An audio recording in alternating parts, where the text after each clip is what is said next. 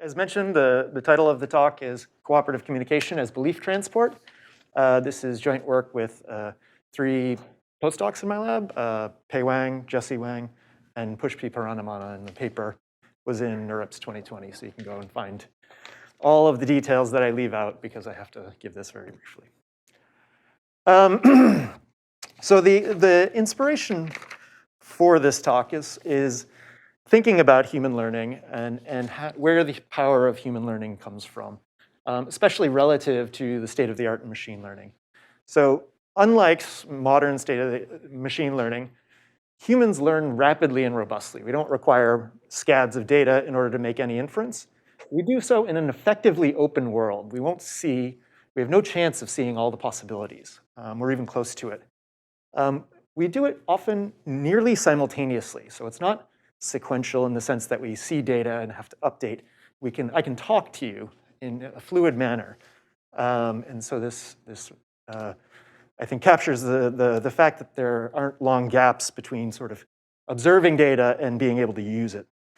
And the fourth aspect, which we've seen on display, is that human learning is general, right? In contrast with the zoo of algorithms that we have to solve different problems that have various formalizations and so on, we seem to be able to solve these problems and integrate their solutions relatively smoothly. And so these, I think, are really great characteristics of human learning. I think they strongly reflect culture in large parts. And I think we can learn a lot for machine learning from thinking about human learning. Today, what I'm going to focus on is just this first point, but feel free to ask about the others as we go through. And so across development, cultural anthropology, and robotics, people attest to the ability to cooperatively communicate, to explain our ability to learn really quickly in development, to accumulate knowledge over generations, and to hopefully achieve the same with artificial intelligence.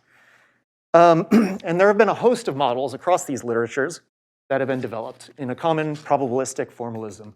And these are probabilistic models generally, from which you apply algorithms, or to which you apply algorithms that will get you solutions or predictions. And they're models of cooperative communication. My goal today is to convince you that we can put these models on a strong mathematical footing. And I think that will have some nice consequences. In particular, we'll be able to prove things about the class of models generally, rather than having to simulate them in order to get predictions for every single specific case. And I'll wave my hands at that at the end because we don't have a whole lot of time. So the outline for today, I'll give you 3 examples, just to sort of convince you of the breadth and give you the intuition for what I'm talking about. I'll talk about the sort of general protocol of how you might think of the problems that I'm talking about, and an algorithm that represents or stands in for the class of models that I mentioned before that exist in the literature already. And then I'll conclude with the mathematical formalization and some comments about what we can do with that. All right. So the first example I'll use comes from the literature in linguistic pragmatics, which it's informally known as the hat and glasses example. So I like audience participation, so I'm going to ask you all to participate. So we have two people here. And suppose, we're standing off to the side. I say, look at the guy with the hat. Who am I talking about? Am I talking about the one on the left or the one on the right?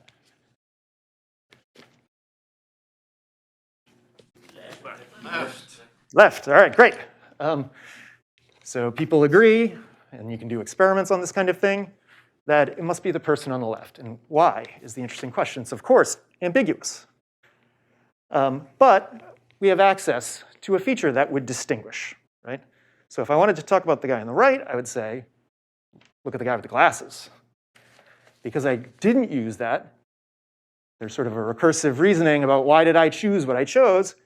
And you can infer with great reliability that I must have been referring to the one on the left. I ask a very stupid question. Why do people never say, look at the guy without glasses? I mean, you know. I mean, is it because of frequency or is it just? It's because I set up the game in this particular way. But in general, these are phenomena that do appear in language. So it's not, you know. There are a variety of ambiguities that have to be resolved in this kind of way that appear in language.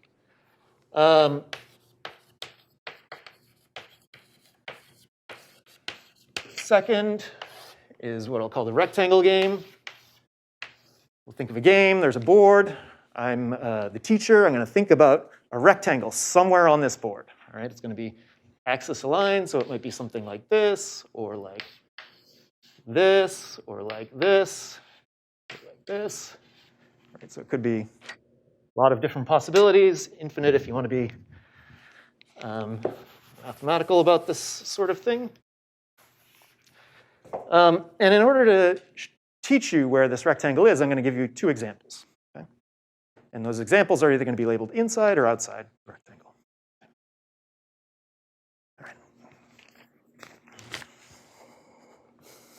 All right, so I'm thinking of my rectangle, and I'm going to give you the best examples I can come up with.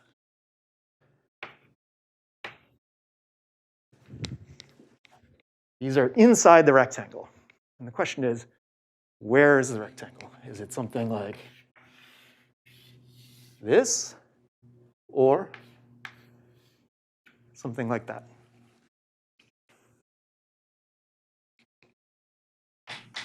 And they have to, your rectangle has to be within the outer frame? Yeah, everything has to be on our little board here. So is it 1 or is it 2? I'd say 2. 2, right? Again, same sort of phenomenon, right? If I wanted to teach you this rectangle, well, I could have done that quite easily. But I didn't. And so although these examples are entirely logically consistent with the larger rectangle, you can think about, well, why I chose what I chose and the other options that I didn't have. Last one I'll call, so this one comes from cognitive science, but it's vaguely, I think, evocative of like a pointing type problem that you might see for a computer vision system that has bounding boxes, for example. So the third one here is what I'll call nodes and links. So I'm going to give you an example. Let's see if I can get this right. All right, this is an example of a concept that I'm thinking of. And I want you to pick which one of these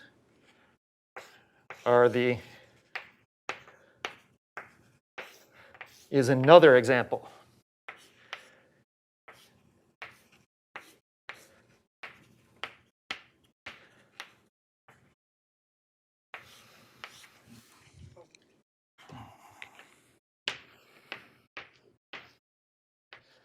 We've only used this one once before, and it worked, but the audience was perhaps special.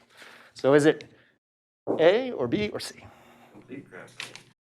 A, right? It's a complete graph. So this is an example. It would depend a lot on whether the person doing it was a mathematician or not. Well, that's why I put the caveat in. There were mathematicians before. And if there were witchcraft involved, because that top thing is a pentagram. So it's a complete graph. It's drawn from page 2 of Elementary Number Theory, Graph Theory, and Ramajan Graphs by Davidson, Sarnak, and Valetti. So it's an example of cooperative communication in communicating mathematical concepts. And so I think this is sort of a nice demonstration of the breadth of phenomena that we see. We see these things kind of all over, this cooperative inference. So what do I mean by rapid? Well, take the rectangle game, for example, where I was able to communicate or teach you this rectangle with just 2 positive examples. If we're waiting for those to happen by random chance, that's going to take a very, very long time, right? You'll get lots of examples out here, and out here, and out here, and out here, and you might get one here or there. But you're going to have to wait a very, very long time to get enough evidence to actually figure out where the rectangle is. In fact, even if we do the sort of logically required thing, you're going to need more examples because you're going to need negative examples on all the boundaries in order to logically pin down that rectangle. And so we're able to learn through cooperation more quickly than even through logic. This also is invariant to dimensionality, which is a kind of fun example. So you can make this square into a cube, and you just pick the opposite corners. So 2 examples generalizes for this class of tasks, which are known as monomials, or conjunctions of features. And so what do I mean by robust? Well, we managed to pull this off 3 times consecutively, despite the fact that I don't know what's in your head, right? So even though I don't know, we were able to construct this situation and with high fidelity communicate knowledge. All right. So these are the kinds of phenomena that we're interested in. They come up all the time in natural language. They come up in sort of referential games like pointing. They come up in education, lots of other cases. So let's try to be sort of a little bit slightly formal about it, just to sort of get down to examples here. So we'll use the hat and glasses example. So what are the data here? We're going to think about this as the ideas as hypotheses and the data as the things that we use to sort of communicate what's going on. So the data here are going to be a set of possibilities that I could say, which I kind of cleverly set up so that it would be sort of simple, right? And we have hypotheses, which are the 2 people in this case.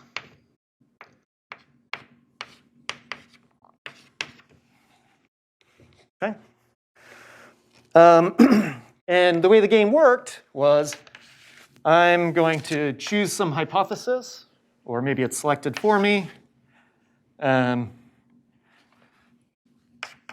some distribution. We're not going to worry so much about that for the moment, but some distribution exists over these hypotheses. We're then going to draw a data point.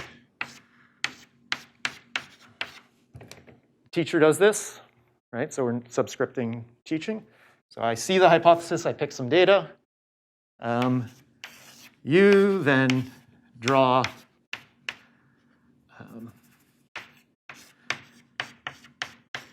a hypothesis after observing the data, and you're the learner. That's the subscript. Okay. And of course, we win. Let's call this.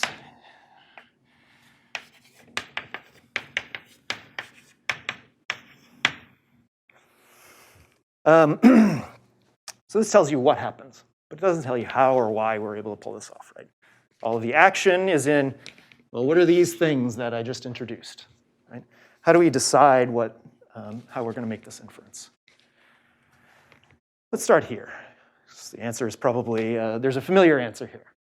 So if we want to think about learning, we can, of course, do so using trusty Bayes' theorem, right? So we have, in the numerator, we have our posterior distribution. In the numerator, we have our likelihood and a prior.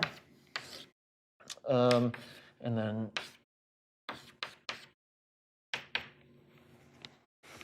a normalizing constant in the denominator that makes it all sum to 1. And I've introduced the subscript. So the teacher does the choosing. The learner has prior over hypotheses, because that's the beliefs we're trying to move. Teacher has a distribution over the data, which might, say, penalize complexity or things like this.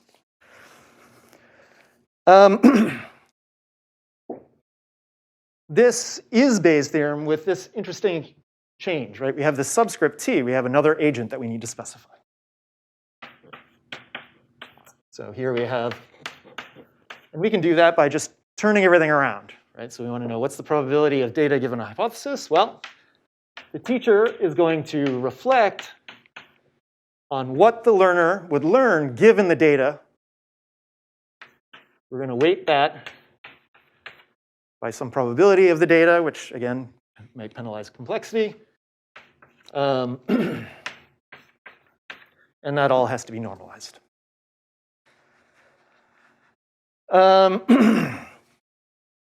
And what you will notice is that these are interlocking equations, right? So if we want to do the learner has to reason about the teacher. If we want to do the teacher has to reason about the learner. We can break this symmetry by, for example, if we have a Bayesian model of the domain, introduce the likelihood of what would be chosen by just random processes. Get an answer here, plug that in, get an answer here, and iterate. This kind of recursive fixed point iteration provably converges. We'll talk a little bit about these kinds of ideas. Sorry, but isn't this a cooperative example, right? I mean, the teacher is, after all, interested in the student learning, and the student is interested in learning, right? So then they cooperate, right? So this wouldn't be the best strategy to assume that the teachers, that there's some kind of randomness in the teacher. I mean, I would imagine the Nash equilibrium. Hold. I'll give you the answer to that later. Patience. The answer is that's not robust. It's actually quite brittle. And I'll give some details about when and why and how, maybe, if I have time. So this is a model. There are a host of these models that come from the literature on human learning, on robotics, various areas. So in some sense, what I'm giving you is the party line up to about 5 years ago. And what we're implementing here is a kind of theory of mind reasoning, a cooperative probabilistic theory of mind reasoning. All right, so just to sort of see what this looks like, we can cash out the hat and glasses further. So we've got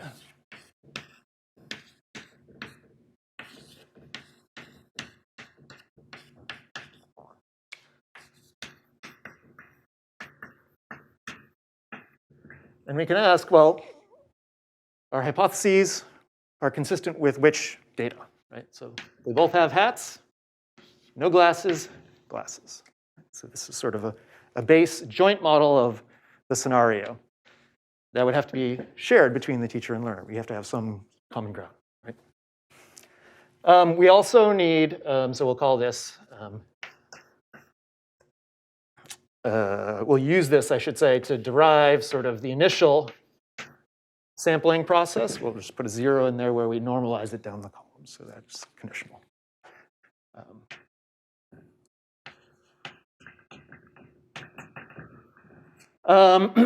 And we need a prior on the hypotheses and on the data. And we're just going to assume it's some constant, right? That it's uniform just for simplicity right here. Just to make life easy.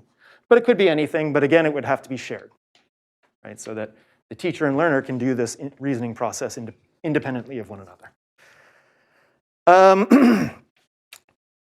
And so what we would do for that first step is we want to, well, we'll normalize, right? So we'll go do this normalization step, which will give us 1, 1/2, 1/2.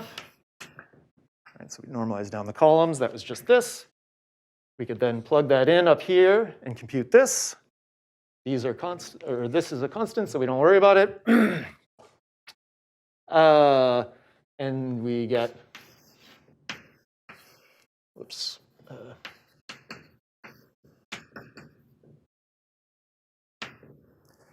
Right, and so all we did was add up the 1.5 and divide through each element by the sum. And this has to add up to 1 because or could be 1/2 in this case, but we'll leave it as 1 for now. And we keep going through this, right? And we come back to 1 here, and then we have 1/4, 3/4, and you can kind of see where this is going, right? This element is going to go to 0, step by step. And so we get the prediction of what we observed from our interactions. So far, so good. All right, so that's our examples. This was our protocol and algorithm, and this is, again, the party line of what exists in the literature, of what people say.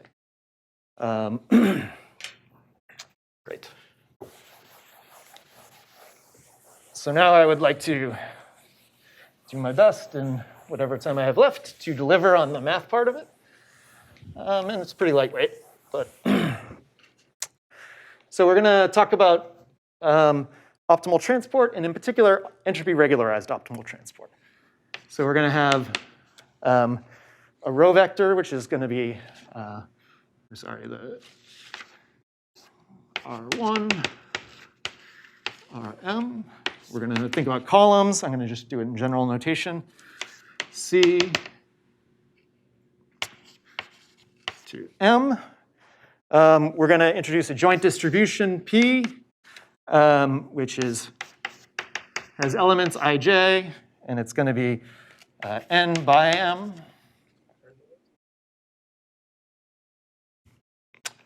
These are going to be the marginals. They're going to be the P of D and the P of H.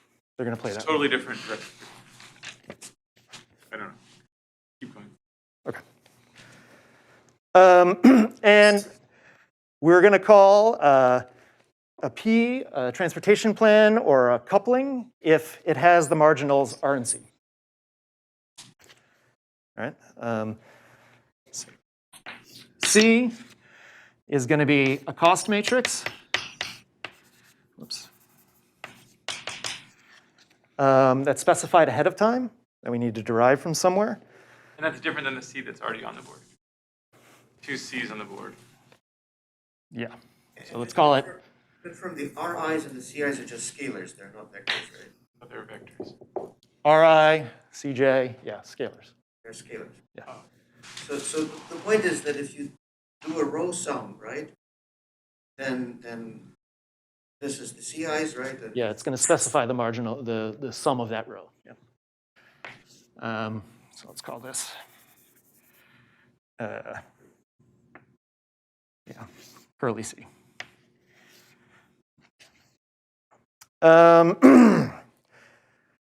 So entropy regularized optimal transport is going to look for an optimal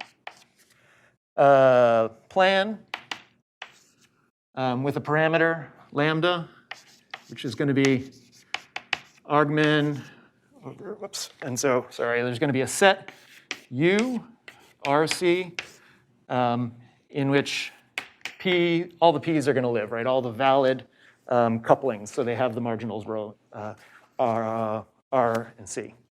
So this is going to be a set that specifies the set of candidate couplings.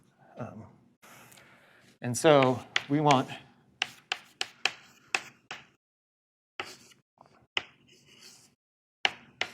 this is curly C, P.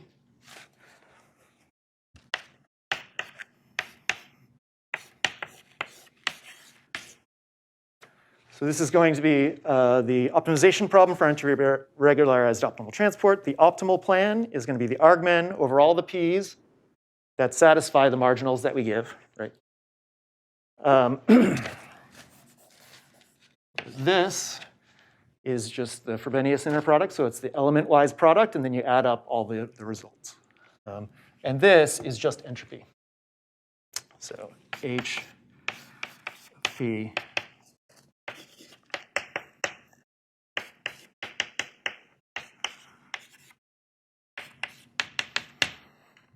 is just standard entropy.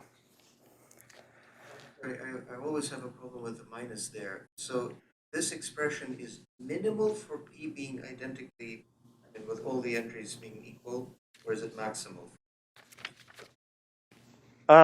Which expression? H of P, what you call H of P. Usually there's a minus Maximal on the for- H of P, I'm right? sorry? Usually there's a minus there. That's what I'm wondering. Is it maximal where P, all the entries are the same, or is it minimal when P, all the entries are the same? Is it? With absence of any marginal constraint, just as a, I think you're trying to minimize negative entropy. Yeah. So that you're trying to make the distribution spread out, that term. okay, that's what I'm trying to say. Yep. Yeah, minus signs are the worst. Yeah, the sign thing it gets out of control later too. So we're going to call this thing a Sinkhorn plan.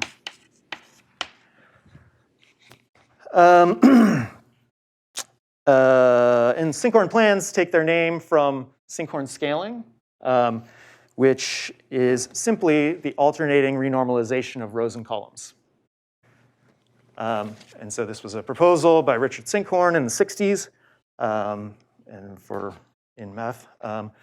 And what I'm going to argue is that the solution here can be attained by Sinkhorn scaling.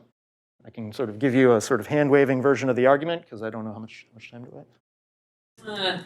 I mean, including questions, 7 minutes. Okay. Okay, so the connection here is that if you think about, you form the Lagrangian based on this, and then examine the first order conditions, you get an expression in which, let's see,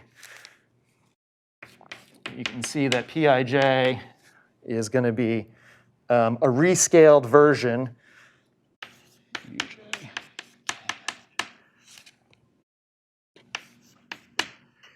of the original cost, where this is just the Gibbs kernel.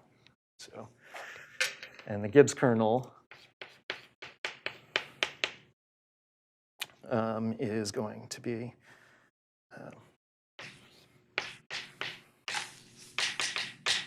You're telling us the answer. yeah. I'm And going to wave the my answer- hands at the at how we're going to connect these three The answer things. to the argument problem is this Sinkhorn plan. So Can be obtained by this. Yeah. Well, we're going to call it the Sinkhorn plan because it can be obtained by Sinkhorn scaling, which is just a rescaling on the left and right in matrix format, but just rescaling. It's multiplying on rows and columns. And so Sinkhorn scaling directly just projects onto each marginal iteratively. In fact, it's exactly this for lambda equals, or for lambda equals 1.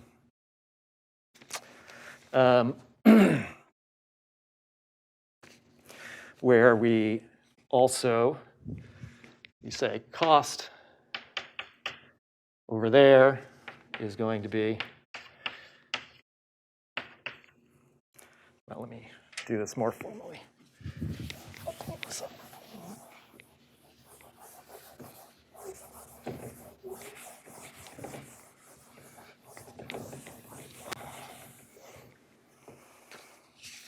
Okay. So let me just say, probabilistic model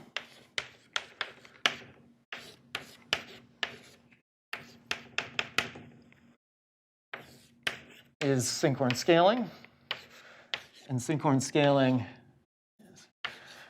gets solutions to EOT. Right, and so the basic claim is the models that people were using in this form that I presented where you recurse all the way is exactly doing this, which is providing solutions to entropy regularized optimal transport. And so we can lift everything up to the optimal transport setting and reason about it there. And these are well-known mathematical objects that have, in this case, decades. In this case, optimal transport has 3 centuries of work associated with it. And so to sort of be slightly more explicit, we might say, well, if we were going to form the teacher's cost, we might do so by taking the negative of the log of the probability of learner, given D,